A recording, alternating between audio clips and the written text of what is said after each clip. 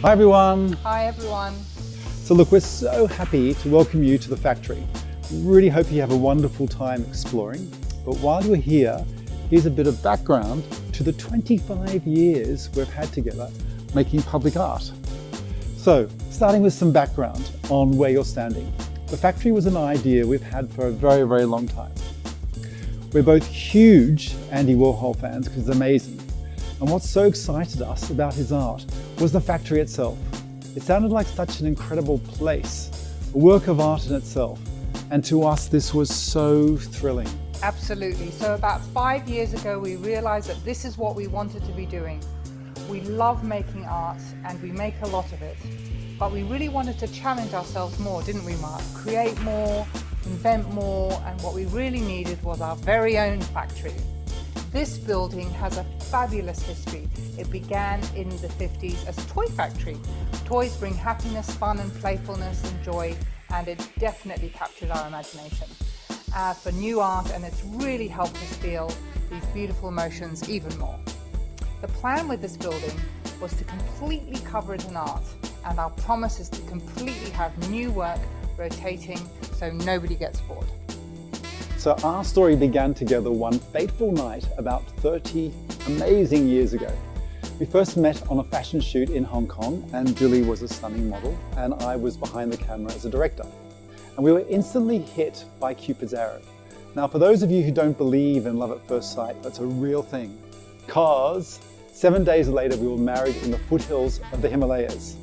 Now the intense love we feel for each other, and still do, all these years ago, it's just as strong, and it's powered us through doing everything we can together.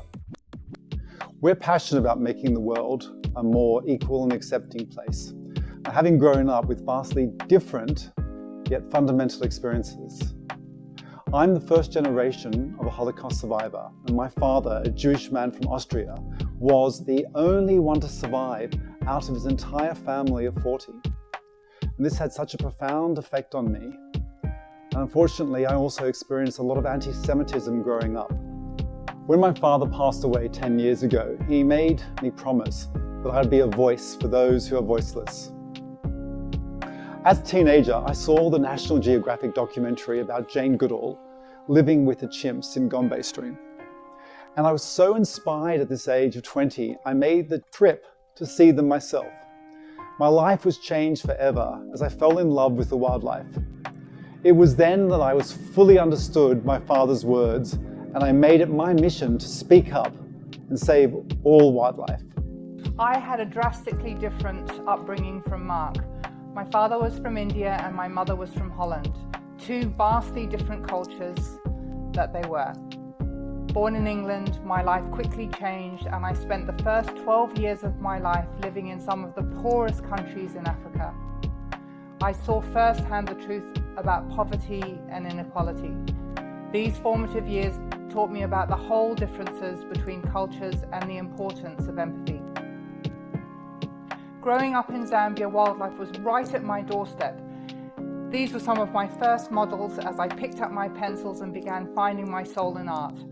We often went out on safari, and one I will never forget.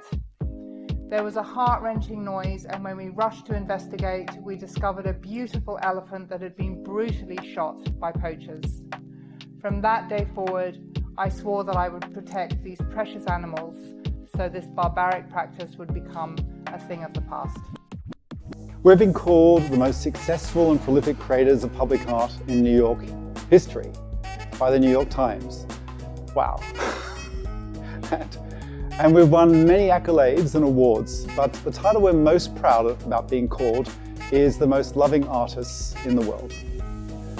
The art we're perhaps best known for are our hybrid characters, Rabbit Woman and Dogman. And they've been our greatest muses and never cease to inspire us to create wacky ideas for all their adventures. Now, they're semi-autobiographical, a tale of opposites coming together as best friends and soulmates, and are an unlikely animal kingdom companions because the dog and the rabbit stand for diversity and acceptance through love. We've created hundreds of pieces starring these two lovers, from public sculptures to simple prints. They've been welcomed by the public with great enthusiasm and now can be seen all over the world. You'll be able to see plenty of examples of our Rabbit Woman and Dogman art whilst you're exploring the gallery, and perhaps you've already noticed a gigantic dogman as you came in the front door. His name is Fetch Boy, and he is the largest work of art in the gallery at the moment. He's so big that we actually had to raise the roof for him. We did. With art as big as Good Boy, there really are only a few places many of our sculptures can be found. That's outside. So we've done that on purpose because, in our opinion, public art is the most important art there is. So public art tells stories about people and places and gives a sense of identity, inspires creativity, and helps us to really slow down from our busy lives. It's also really important to share messages that can be used to rally others to a cause and encourage us to think deeply about certain issues. But one of the best parts about public art is that it's for everyone. Art shouldn't just be for the few who can afford expensive works. There shouldn't just be stuffy galleries with high entrance fees. Art should be out on the street, and art should be for the people. Some of the most impactful art in the world is actually public art. The Statue of Liberty welcomes all, a gift from the French that symbolises what the US holds most dear: freedom, inspiration and hope. The East Side Gallery, once a section of the oppressive Berlin Wall, now holds a collection of murals that symbolise creativity and resistance in even the darkest periods of history. So as proud Australian artists, one of our goals is to put Aussie art onto the global stage and bring relevance to the incredible public art that can be found in this amazing country. So Australia is where we started, we love it here, and we love creating art for Aussies. So we've entered the iconic Sculptures by the Sea competition in Bondi 4 times, and lucky enough to win the People's Choice Award 2 years in a row, as well as the Kids' Choice Award, which is pretty good. We've also won both sculptures, acquisition prizes, and the People's Choice Award at the 2019 Bayside Art Festival. You can see many of our public works all around Australia. Here in Sydney you can see It Takes Two in Paddington, and if you're in Perth you can head to Mount Lawley to see the Tandem Riders, or if you're in Melbourne, head to the La Trobe University Museum of Art to see Run for Your Life. These are just a few examples, and there's so many more. We've also felt incredibly lucky to have major exhibitions in Melbourne's Federation Square, including the world-famous paparazzi dogs. The pap dogs are now scattered all around the world, snapping photos and putting the spotlight on everyone. But just like us, they started right here in Australia.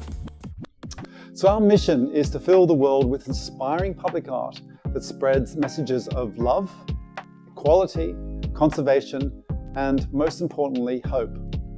As public sculpture artists and wildlife activists, our method is to put wildlife front and center in cities across the planet, making them unforgettable experiences and recreating connections with the wild world. We aim to inspire a community that passionately works for change and unity, so we can all live in a better world tomorrow. Just like our hero David Attenborough said, no one will protect what they don't care about, and no one will care about what they have never experienced. So wildlife's touched both of our lives from a very early age, creating a beautiful connection we hope to ignite in everybody. But it saddens us that this connection is becoming a scarcity. From the day Gillie and I first met and went to Africa some 50 years ago, 68% of wildlife has disappeared. This is the greatest extinction crisis, sadly, our planet has ever seen.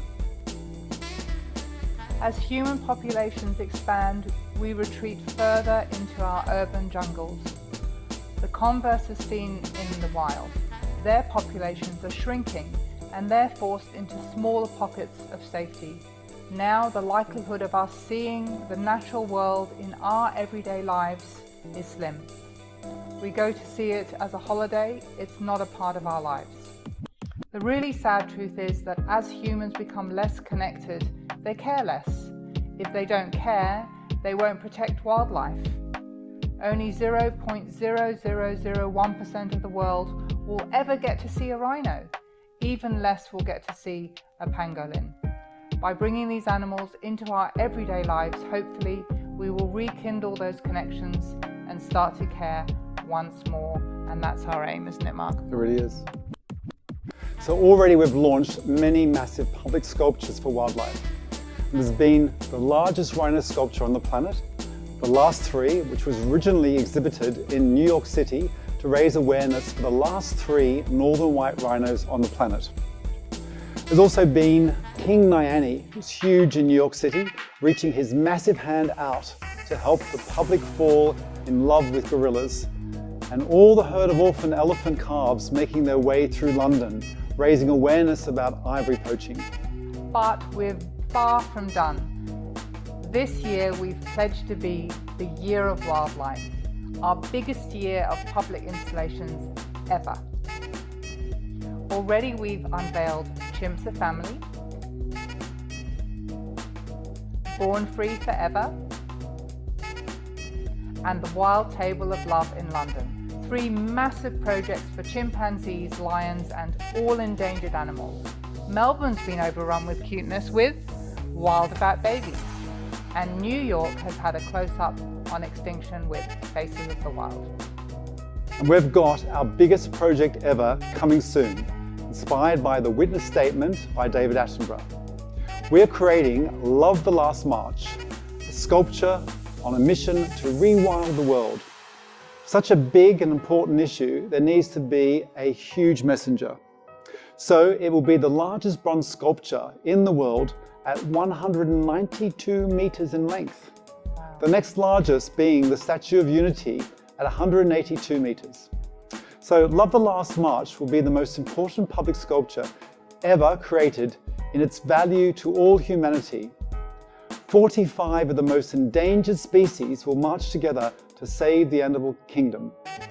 The unveiling will be at Singapore Gardens by the Bay in May 2023. We can't wait. We've had such a blast over the past 25 years, and we hope you've enjoyed seeing our art in the wild. If you want to support us with any of these projects, we would be so grateful. Honestly, we would. There are so many ways that you can help. All of our major public exhibitions are self-funded, so all purchases of our art go directly into these projects. That means you can help us by taking your favorite smaller piece home with you. Everything you see here is available, as well as on our full catalogue online at www.gillieandmarc.com. You can also help protect animals we've supported by donating directly to our charity partners. And you can find out how to do this by heading to lovethelast.com. Finally, thank you so much for all your unwavering support and the kindness over these past 25 years. We love all of you, and we hope you have a wonderful time at the factory today. Bye.